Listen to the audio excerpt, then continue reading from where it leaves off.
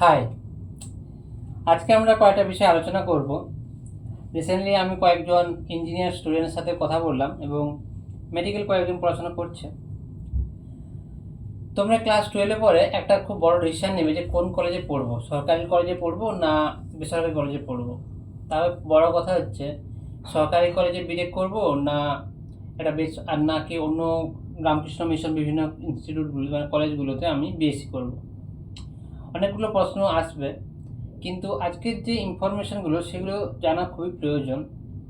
আর খুবই দুঃখের বিষয়, তোমাদের টিউশন টিচাররা যারা পড়াচ্ছেন বিগত 10-15 বছর ধরে, তাদের কাছে হয়তো অনেক অভিজ্ঞতা আছে, কিন্তু তাদের কারেন্ট যে সিচুয়েশান সোসাইটি তথা পুরো এডুকেশন সিস্টেমে সেটা খুবই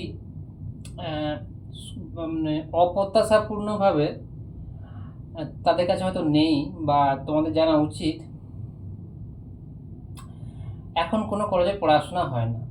তুমি সরকারি ইঞ্জিনিয়ারিং কলেজ থেকে শুরু করে সরকারি মেডিকেল কলেজ অথবা তুমি বেসরকারি ইঞ্জিনিয়ারিং কলেজ যেখানেই যাও, কোথাও পড়াশোনা হয় না।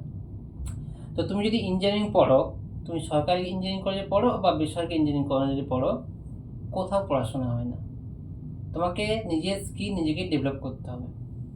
এখন আজকে একটা বিষয় আমি ক্লিয়ার করতে চাইছি, সরকারি কলেজ আর বেসরকারি বেসরকারি বা প্রাইভেট যে ইঞ্জিনিয়ারিং কলেজগুলো, এখানে কয়েকটা জিনিস এখন আপডেট হয়ে গেছে।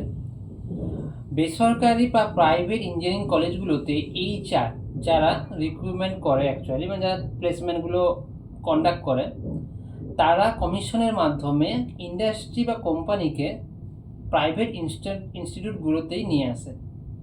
প্রাইভেট ইঞ্জিনিয়ারিং কলেজগুলোতেই বেশি মাত্রায় প্লেসমেন্ট হয়। সরকারি গভর্নমেন্ট কলেজগুলোতে তুমি ভালো র্যাঙ্ক করে ইঞ্জিনিয়ারিং পড়তে যাচ্ছ সরকারি কলেজে, কিন্তু সেখানে প্রথম কথা প্লেসমেন্ট একেবারে না বলতে গেলেই হয়। এরপর যেটা ব্যাপার হচ্ছে, সরকারি কলেজগুলোতে ধীরে ধীরে ইনভেস্টমেন্ট কমে যাওয়ার কারণে সেখানে ফ্যাকাল্টি কোয়ালিটেটিভ টিচার নেই, প্রফেসর নেই পড়ানোর মতো, ইনফ্রাস্ট্রাকচার নেই সেখানে তোমাকে ট্রেনিং দেওয়ার মতো। ইঞ্জিনিয়ারিং মানে তুমি বুঝতে পারো তোমার স্কিল ডেভেলপ করতে হবে, সেখানে মেকানিক্যাল ইঞ্জিনিয়ারিং, সিভিল ইঞ্জিনিয়ারিং, সেখানে সব কিছু ইনফ্রাস্ট্রাকচার উপর ডিপেন্ড করে।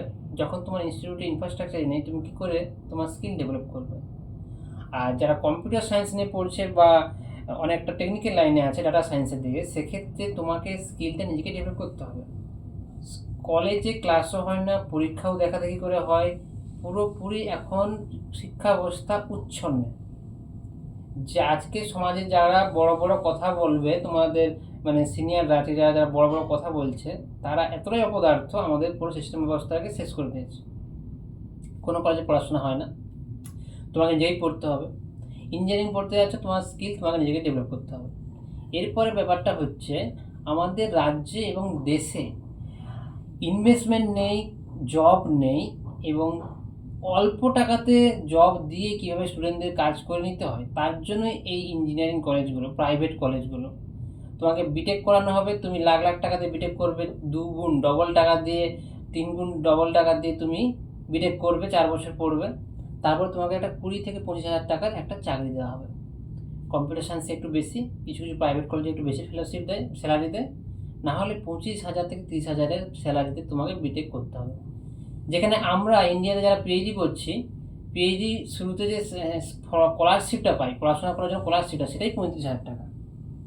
কিন্তু এই বিটেকের পরে যারা জব করতে যাচ্ছ, তাদের স্যালারিটা ইন্ডাস্ট্রি থেকে যেটা দেওয়া হয় বা কোম্পানি থেকে, সেটা একটা লেবার পেমেন্ট। তো মাথায় ঢোকাবে যারা ভাবছো যে বিটেক করে জব পেয়ে যাব, তার জন্য বিটেক করতে যাচ্ছি, এটা মাথার মধ্যে ঢোকাবে। যত কম ডিগ্রি তত কম ভ্যালু। 2 নম্বর হচ্ছে, প্রাইভেট কলেজে পড়বো না গভর্নমেন্ট কলেজে। আগেরবারও বলেছি, গভর্নমেন্ট কলেজে পড়তে গেলে টাকা তো বেঁচে গেল, কিন্তু তোমার প্লেসমেন্ট হবে না, তুমি বেকার, পুরোপুরি বেকার থাকবে। 3 নম্বর হচ্ছে, অনার্স করবো না ইঞ্জিনিয়ারিং পড়বো। যদি তোমার সত্যি একটু আন্ডারস্ট্যান্ডিং ঠিকঠাক থাকে, কেমিস্ট্রিটা তুমি মোটামুটি বোঝো, তাহলে আমি তো বলেইছি 4 বছর সাথে থাকো, তোমাদেরকে ঠিক পৌঁছে যাবো জায়গাতে। এটাই হচ্ছে ব্যাপার। কেমিস্ট্রিতে প্রচুর অপরচুনিটিস, ভালো করে পড়াশোনা করতে হবে। তুমি যদি আইআইটি পৌঁছে যেতে পারো, দেশ থেকে বেরিয়ে যাও, দেশ থেকে বেরিয়ে এসো, দেখবে প্রচুর অপরচুনিটিস, তুমি প্রচুর জব, তোমাকে ডেকে ডেকে জব দেবে। আর দেশে থাকো বা রাজ্যে থাকো, যেখানেই থাকো, দেশের শিক্ষা ব্যবস্থা একদম মাটিতে মিশে গেছে শিক্ষা ব্যবস্থা। এখানে কোনো জব হবে না, কোনো স্যালারি ইনক্রিমেন্টও হবে না, আর যত সমস্যা, তুমি ট্রাফিক থেকে শুরু করে পলিউশন থেকে শুরু করে সব কিছু থাকবে দেশে। কারণ দেশের নেতারা, দেশের যারা চালাচ্ছে দেশটাকে, তারা পুরোটা করাপ্টেড, শুধু স্ক্যামে ভর্তি। লাস্ট 22-এ নেট স্ক্যাম হয়েছে, 24-এ নেট স্ক্যাম হয়েছে, আবার 26-এ নেট স্ক্যাম হলো, 23-এও নাকি নেট স্ক্যাম হয়েছিল, এটা নাকি আন্ডার স্ক্রুটিনির মধ্যে থেকে গেছে। দেশের শিক্ষা ব্যবস্থা অত্যন্ত বেহাল অবস্থা। তাই বলছি বারবার, এখন থেকে পড়াশোনা করো, ভালো করে পড়াশোনা করো। জি নিট, তোমরা গ্রামের দিকে থাকো, জি নিটে অত ভালো র্যাঙ্ক হবে না, কিন্তু কেমিস্ট্রি যদি ভালো করে বুঝছো, আমি বলছি বারবার, কেমিস্ট্রিতে প্রচুর অপশান। বিএসসিতে 3 বছর সুযোগ পাবে, 3 বছর, 3বার জ্যাম দিতে পারবে। 3টা বারের জ্যামে তুমি একবার তোমাকে কোয়ালিফাই করতে হবে, একটু ভালো র্যাঙ্ক হয়ে গেলে তুমি আইআইটি চান্স পেয়ে যাবে। এবং আইআইটিতে তুমি যদি মাস্টার ডিগ্রি করো, এই ছাড় লেভেলের, মানে বলতে খারাপ লাগছে, বিটেক, এই যাদবপুর কল্যাণীতে বিটেক, এরা হচ্ছে একটা লেবার লেভেলের। তুমি সেখানে মাস্টার ডিগ্রি করো, ভালো আইআইটি থেকে, ভালো আইআইটি থেকে, ভালো এনআইটি থেকে, তুমি তারপরে এমটেক করতে পারো যে কোনো সাবজেক্টে, এমবিএ করতে পারো, অনেক কিছু করতে পারো। কিন্তু ভুল করে বিটেক করতে যাওয়ার আগে বারবার ভাববে বিটেক আমি কোন সাবজেক্টে করতে যাচ্ছি। কম্পিউটার সায়েন্স হলে ঠিক আছে মোটামুটি, না হলে বাকি এখন যে কোনো সাবজেক্টে তুমি করো, কোথাও জবের কোনো সিকিউরিটি নেই। তোমাকে নিজের স্কিল বানাতে হবে, নিজেকে স্মার্ট করতে হবে এবং নিজেকে ক্যাপেবল করতে হবে, এলিজিবল করতে হবে, তাহলে তুমি জব পাবে। তো আজকে আমরা কয়েকটা বিষয় ক্লিয়ার করলাম। প্রাইভেট কলেজ, গভর্নমেন্ট কলেজের প্লেসমেন্টের ব্যাপারটা, কলেজে পড়াশোনার ব্যাপারটা, কোনো কলেজে পড়াশোনা হয় না, এটা মাথার মধ্যে ঢোকা, কোনো কলেজে পড়াশোনা হয় না। তোমাকে নিজেকেই শিখতে হবে, তোমাকে নিজেকে এক্সামে বসতে হবে, নিজেকে স্কিল ডেভেলপ করতে হবে, নিজেকে জব সিকিউর করতে হবে। তাই বারবার বলছি, পড়াশোনা করতে থাকো, না হলে কিচ্ছু নেই, ওয়েস্ট বেঙ্গলে কিচ্ছু নেই। যারা সারাদিন সোশ্যাল মিডিয়াতে রিলস, স্টোরি এইসব লাগিয়ে ঘুরে বেড়াচ্ছে, তারা এমনিতে কিছু করতে পারবে না জীবনে।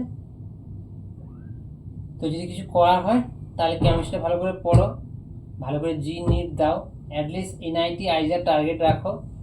তার আগে জবে ঢুকো না। যত জলদি তুমি জবে ঢুকে যাবে, তত তুমি কম স্যালারি পাবে, আর তত তুমি পিছিয়ে গেলে।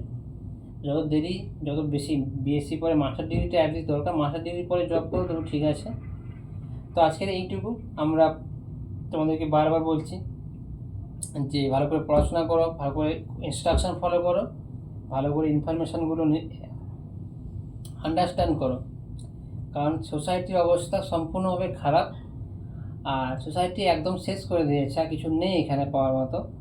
আর আগামী 5 বছর দেখতে পাবে পুরো কোথাও জব কিছু নেই। আর তোমরা যারা পড়াশোনা করলে না, 5 বছর পরে গিয়ে বুঝতে পারবে তোমাদের টাইম ওভার হয়ে গেছে। তাই টাইম ওভার হওয়ার আগে পড়াশোনাটা শুরু করো।